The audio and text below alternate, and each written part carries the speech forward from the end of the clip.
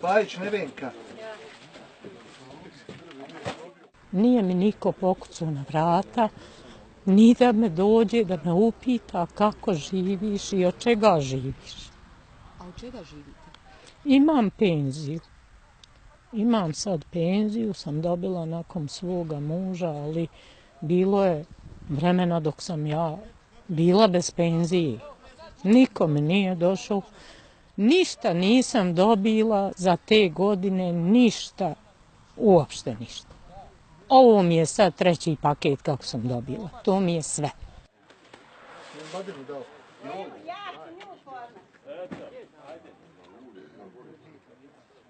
Ja sam imao nekih 6 godina kad smo došli, znam, bilo je na početku jako teško. Kuće su bile porušene, škola tek ustanovljena, osnovna, tu sam išao u osnovnu školu. Duše, bilo je mnogo djeci, bilo je oko 400 učenika, sad ne znam, možda ima 50-ak. Jer stanovništvo se iseljava, odlaze u gradove, ovdje ne vidi način života.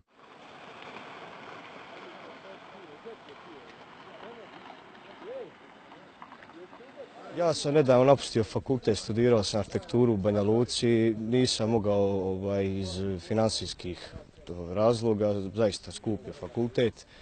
Moji nisu mogli priuštiti, pa eto sad sam ovdje kući pa tražim neki posao po Tuzli i drugim gradovima, nešto da se nađe.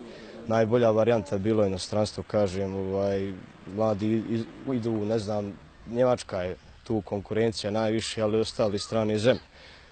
Meni je bila solucija taj fakultet, iskreno talentovan sam za to, a i želio sam da živim bolje od svojih roditelja, zapravo i oni su željeli, ali nisam uspio, kažem, žao mi je, bolovao sam, prebolio sam, ali život ide dalje, šta ću.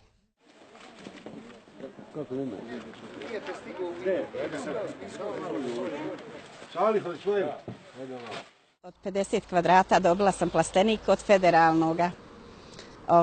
I bila na televizoru, bila u novinama, bila na svugdje da sam dobila. Na kraju plastenik je propao, nema ga. Ko je to mogao da uzme? To je moje, to sam ja. U stvari trebala sam da dadem jedan dio, možda 300 maraka, ali ja sam pristala i na ti 300 maraka da i zaradim i da i dadem. Ali opet je neko uzeo.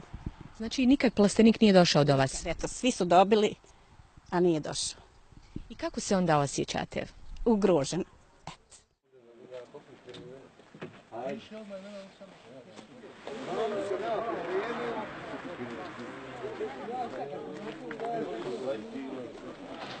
Ovdje više nema razlike, da li je neko Srbin, da li Bošnjak, ovdje svi jednako žive, jako teško je mali čin da i njima uljepšamo ove praznične dane, jer ja mislim da je Božić i shvatam tako svih nas koji živimo u Bosni i Hercegovini, bez obzira da li je pravoslavni, katolički, da li je Bajram, znači praznici su naši svi zajednički.